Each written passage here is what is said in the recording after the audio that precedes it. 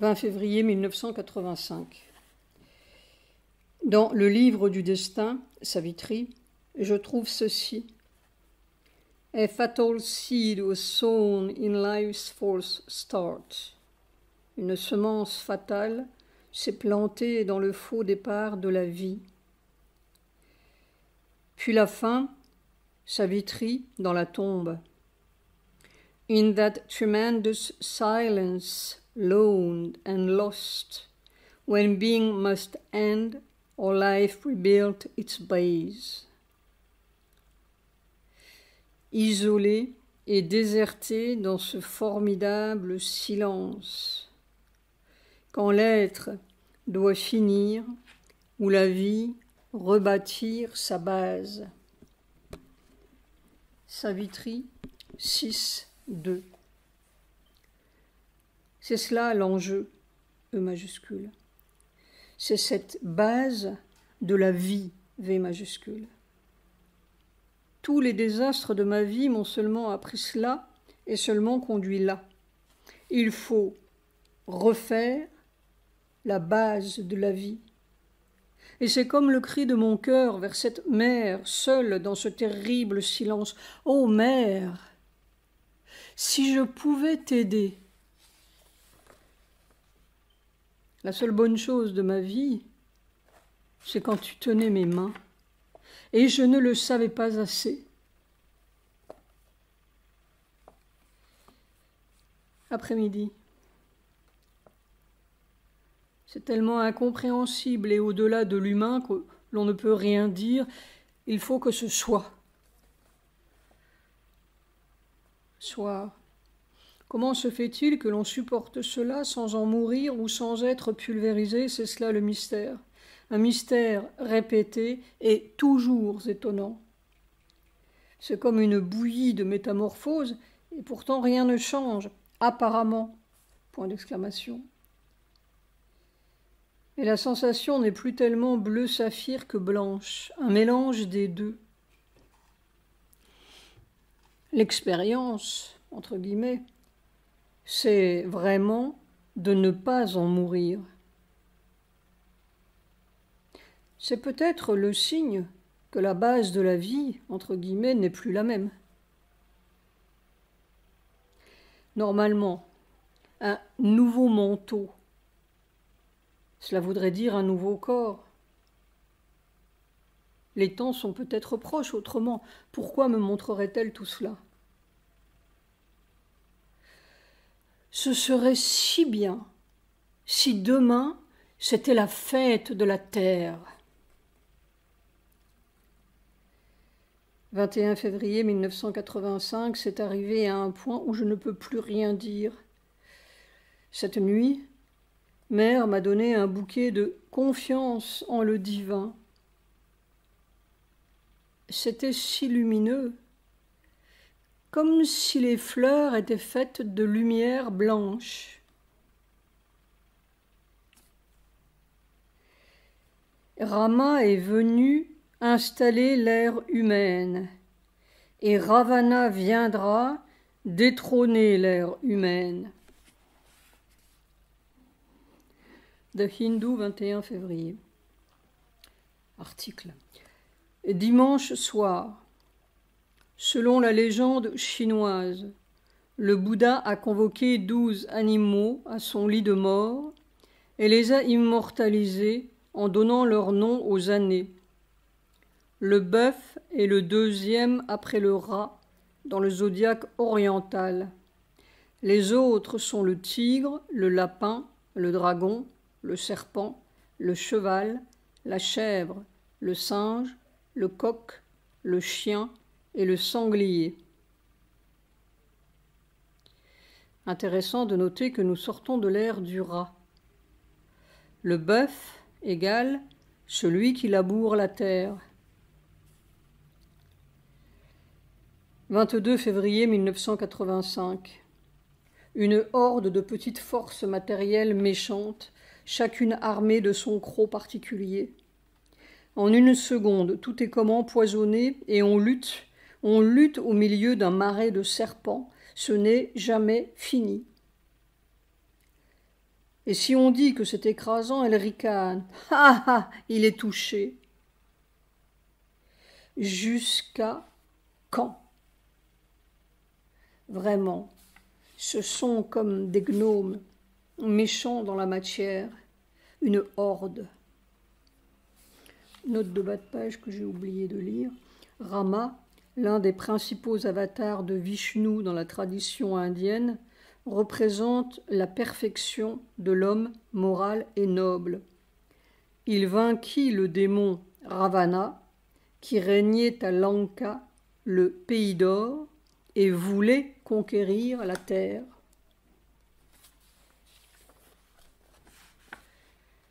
C'est cela qui domine toute la vie dans la matière. Mère avait bien dit une levée en masse. Soir. Et chaque fois on rencontre la mort derrière ces vilains gnomes. Une mort de basalte, un nom en lettres capitales, noir. C'est la vie déchirée et déchirante qui appelle le seul soulagement qu'elle connaisse ou se lance avec rage contre elle-même. Il ne faut plus avoir de larmes dans le corps pour faire ce métier. 25 février 1985, vision, vue la nuit dernière, dans l'antre de l'araignée. C'est cela la mort.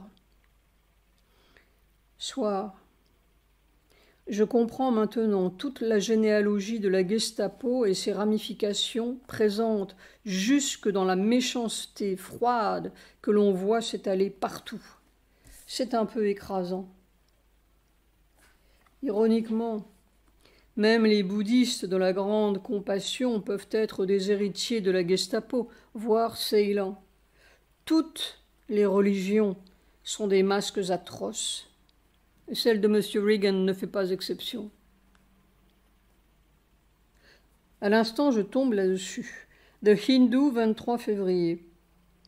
Ramu, le garçon loup, dont la capture en 1976 dans une forêt du district de Sultanpur, en Uttar Pradesh, avait fait sensation, est mort. Le garçon, qui était pensionnaire à Prem Nivas, une maison pour les pauvres, malades ou mourants, dirigée par les missionnaires de charité de Mère Teresa près d'ici, est mort lundi. Il avait, paraît-il, contracté des crampes il y a environ une quinzaine de jours et le traitement médical n'a pas eu d'effet. Bien que l'amour et les soins des sœurs de la maison lui aient inculqué des qualités humaines, mis en italique par Satprem, telles que la toilette et l'habillement, il n'a pas pu apprendre à parler. En 1976, Ramu fut découvert en compagnie de 3 louveteaux dans une forêt proche de Musafirkhana. La vue de viande crue exerçait une attraction sur lui et il ne perdait pas une occasion de s'échapper et de faire sa proie des poules de la coopérative de poulets voisine. Il fut ensuite remis entre les mains des sœurs du couvent Little Flower à Sultanpur, puis transféré à Prem Nivas. Chez les vrais loups, il eût été plus heureux. Mon Dieu, protégez-moi des loups de la charité chrétienne. 24 février 1985. L'araignée est joueuse d'échecs. Elle connaît tous les pions de l'être et elle crée la combinaison impossible. Ça, plus ça, plus ça, plus ça, et on ne peut pas s'en sortir. Chaque issue est un piège particulier, on ne peut plus bouger. Échec et mat, c'est diabolique. Soir. C'est comme si je voulais m'extirper toute la psychologie du corps, des siècles de psychologie humaine, entre guillemets. Je ne sais pas si c'est une tâche de fou ou de titan ou de désespéré. Tout l'échiquier humain On a l'impression que rien ne changera tant que cette protéine même ne changera pas. Oui, le protoplasme, ce premier mode d'assemblage de la vie dans la matière. Je n'en peux plus de cette misère humaine. Évidemment, ce doit être de la mécanique évolutive pour arriver au point de bascule voulu. Espérons que la bascule sera du bon côté. De toutes mes forces, j'essaie de me défaire en avant, pas en arrière. Maintenant, je comprends cela avec un cri en majuscule. Après tout, ne nous plaignons pas. Dénicher l'araignée est déjà un grand accomplissement. Chaque centimètre de terrain est arraché à la douleur, des majuscules. Je cherche la guérison radicale depuis le 15 novembre 1943. La vie marche sur un fond de marécage et chaque pas s'arrache à une boue qui a nom ignorance, I majuscule. D'où l'erreur, d'où la douleur, d'où toutes les perversions et le mensonge du monde. C'est ce fond-là, en italique, qui doit changer. Et naturellement, cette même boue nous est gentiment transmise de père en fils par tous les honorables, H majuscule, abominables, A majuscule, qui ont plus ou moins essayé de sanctifier ou de justifier ou de scientifier la boue. C'est ce mode de naissance, en italique, qui doit changer. Ma seule foi ou mon seul espoir, c'est cette bouilloire impossible d'où doit sortir un nouveau fond de vie et un nouveau mode de naissance. Comment? Je n'en sais rien, mais de tout mon cœur et de tout mon corps, c'est à cela que je me donne. Quand on est dans la bouilloire, on sent que tout est possible. Il n'y a qu'à persister. Je cherche le chemin de la deuxième évolution. Rien de moins ne me satisfera. Se chagriner, c'est encore se coller à la boue. Se révolter, c'est se noyer dedans. Se faire des reproches et se culpabiliser, c'est épaissir la boue. B majuscule. 26 février 1985. Maintenant, je vois les méthodes de l'araignée à nu. Il faut n'avoir plus du tout de peine ni de larmes pour regarder ça. Je crois qu'il vaut mieux ne rien dire. Il semblerait que ce soit la première semence de la cruauté dans la vie terrestre. C'est la douleur qui s'est changée en cruauté. La première douleur de la terre avalée par cette ignoble chose. Je n'écrirai plus jamais de roman. Je ne sais pas pourquoi on me fait faire ces explorations abominables. Peut-être que ça jaillit tout seul, sous l'effet de la bouilloire. C'est une sorte de perfection de perversion, comme un joueur d'échecs funeste. Il faut se taire. Il est certain que le chagrin est la nourriture préférée de l'araignée. Elle s'est régalée de la mort du Christ. On pourrait dire qu'il y a des perversions à l'endroit et des perversions à l'envers. En lettres capitales, il faut travailler. Sri Aurobindo et Mère sont venus justement pour défaire tout cela à la racine.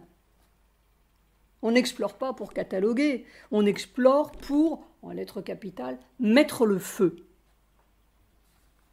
Après-midi, c'est très difficile de supporter tout cela.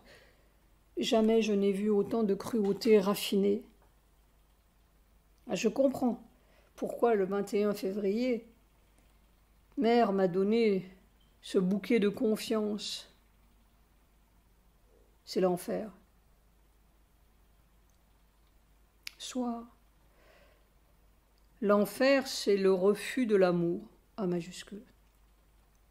La cruauté, c'est la douleur qui refuse la guérison de l'amour.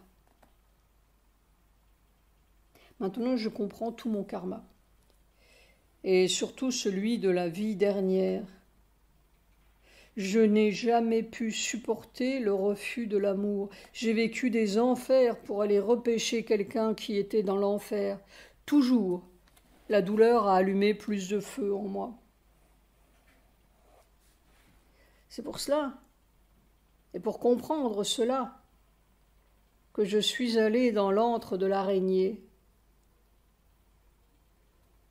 Maintenant, je comprends. Les compréhensions sont pénibles.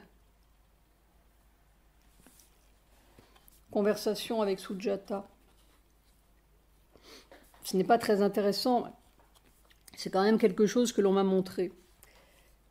Comme je ne m'intéresse pas du tout aux affaires de l'ashram, ça doit être quelque chose qu'on a voulu me dire pour me montrer. Je me suis retrouvée dans un endroit et tout d'un coup j'ai vu Nolini. Note de bas de page, rappelons que Nolini est décédé 1 an plus tôt, en février 1984, le 7 février. Il était plus jeune que ces dernières années, n'est-ce pas? Mais parfaitement lui-même, souriant comme ça. Il souriait. Je l'ai regardé. Et tu sais, c'est comme un masque de sourire. C'est-à-dire que par derrière, tu ne rencontres rien. Sujata. Oui, tu comprends. Ça avait l'air gentil, entre guillemets, n'est-ce pas? Et puis c'était seulement une espèce de masque de sourire. Derrière, il n'y avait rien. Et alors je lui ai dit quelque chose très fortement, qui est resté clair dans ma conscience et que j'ai noté la nuit même. Je lui ai dit: où est la vérité dans votre cœur, si vous ne pouvez pas voir la vérité qui est dans mon cœur? Silence. Tu sens quelque chose? Tu comprends quelque chose? Sujata. Ce qui me paraît certain, c'est que là, n'est-ce pas, il y a beaucoup de forces de mensonges qui prennent le visage des gens et de mère. J'avais dit une fois à mère avoir vu une fausse mère, vous vous souvenez? Et mère savait. Et mère elle-même, elle a vu un faux Sri Aurobindo, n'est-ce pas? Alors, qu'est-ce que tu veux dire? Je ne sais pas, n'est-ce pas? Dans les gens normaux comme cela, dans la vie quotidienne, ces forces ne sont pas attirées de cette façon. Là où il y avait un essai de vérité pour établir quelque chose de vrai, alors c'est là où elles se précipitent pour détruire, pour pervertir surtout. Il y a des choses charmantes, entre guillemets, qui se passent, qui n'ont pas cessé de se passer depuis le départ de mère. Et qu'est-ce que fabriquent ces forces? Moi, je trouve que maintenant, ces gens là-bas, n'est-ce pas, sont tellement loin et derrière et poussiéreux que les forces ne s'intéressent plus à eux. Oui, mais vous voyez, il doit y avoir encore quelque chose. Mais peut-être pas, ma douce, peut-être que... Parce que pendant très longtemps et jusqu'à sa mort, jusqu'à la mort de Nolini, je me suis posé la question, mais enfin quoi? Nolini? Qui est Nolini? J'ai toujours donné, malgré ce que j'ai vu par 2 fois, j'ai toujours donné le bénéfice du doute. Je me disais peut-être qu'il sert quelque chose, peut-être qu'il essaie quelque chose, une transformation ou quoi. J'ai toujours eu un doute, tu comprends? Alors peut-être qu'on est venu m'éclaircir le doute en me disant, tu vois, c'est comme ça. Parce que l'ashram actuel, ce sont des fantômes, ils sont poussiéreux, comme tu dis. Enfin, on ne sait jamais, ma douce, tu sais. On ne sait jamais. Ces forces ont l'art de s'enserrer et puis de s'enterrer et puis de réapparaître. Voilà, c'est tout. Pas la peine de s'embrouiller la tête davantage avec ces gens. Je me souviens, pendant qu'il était là, vivant, combien de fois vous disiez Mais est-ce que lui, il fait un travail de transformation physique? Oui, je me souviens. Combien de fois? Et vous étiez le seul d'ailleurs. Pas tous ces gens qui soi-disant adorent Nolini, non, pas du tout. Mais vous, de loin, vous disiez toujours... Mais tu sais, j'ai toujours tendance à donner le bénéfice du doute aux gens et à me donner tort à moi-même d'ailleurs. Je suis toujours... Je veux avoir confiance le plus longtemps possible. Je suis très bête, tu sais. Il en faut beaucoup pour que je croie en mal des gens. Sujata riant. Ça fait mal de croire au mal des gens. Oui, j'ai beaucoup de mal à croire à la méchanceté. Enfin. Il n'y a que le regard de l'âme qui peut traverser tout cela, comme dans les canyons. 27 février 1985. La douleur, D majuscules, s'enferme dans de plus en plus de douleurs, D minuscules, dans de plus en plus de refus. Elle devient dure et désespérée, elle cherche à se briser elle-même par tous les moyens. J'ai bien connu cela. Pleurer, se chagriner, mourir pour la douleur, des majuscules, de ses frères et de ses sœurs, ne sert à rien. Dans son propre corps, on contient toutes les négations, tous les refus, toutes les horreurs et les enfers. Il faut descendre dans ses propres enfers, qui sont l'enfer de la terre, et changer chaque refus, chaque négation, chaque malheur. C'est ce feu-là qui peut transformer. Ce n'est pas la mort, pas le chagrin, pas le sacrifice qui peut aider les frères et les sœurs de misère, c'est se transformer soi-même et transformer toute la douleur, des majuscules, dans son propre corps. Quand on descend dans la matière, à la racine de la douleur, cela fait un feu d'enfer, jusqu'à ce que l'on s'aperçoive que ce feu, c'est de l'amour. Et que cet amour, c'est l'amour, A majuscule, du divin. Alors le feu de la douleur se change en pouvoir transformateur. La mort, c'est du feu durci, comme la fausse matière que nous habitons. Nous avons grandi dans une première coquille d'ignorance et de douleur. C'est l'évolution noire et dure qui sait seulement se casser pour se refaire, se détruire pour renaître, mourir pour oublier son échec.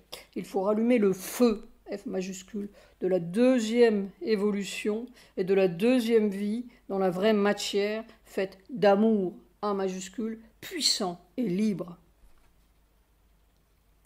La guérison est la racine même du mal, au point de fusion de la fausse matière durcie. Et finalement, j'ai creusé dans ma propre douleur pour m'apercevoir que c'était la douleur du monde. « 28 février 1985. L'araignée a dû passer à la bouilloire, B majuscule. Requiescat in pace. Je n'ai jamais vécu plutôt, une bouilloire pareille. Tout le corps comme une pâte en fusion. Au bout d'une heure et demie, cela devient très immobile, presque solide. On ne sait pas ce qui se passe. Quelque chose se passe, ou passe peut-être. Une sensation blanche. Soit c'est peut-être la grande bouilloire de tout le passé évolutif jusqu'au précambrien breton, point d'exclamation entre parenthèses, mais c'est peut-être voir seulement le côté négatif. On sent qu'il y a un suprême positif là-dedans, mais quoi? Évidemment, si ce mode de naissance atavique doit disparaître et laisser la place à une naissance extra-atavique, il faut que tout le vieil atavisme disparaisse. Une chose ne disparaît que quand elle a terminé sa nécessité et n'a plus de pouvoir pour l'évolution. C'est-à-dire qu'elle s'est transformée en autre chose parce que rien ne disparaît. Ce qui servait utilement à coaguler la première évolution a servi maintenant à décoaguler, à la décoaguler. L'horrible atavisme a conduit à la racine de l'atavisme et à l'ouverture fabuleuse. Je me souviens de mère, quand on sort de là, on se demande si on a encore une forme. C'est tout à fait cela. C'est une espèce de métamorphose sans métamorphose apparente.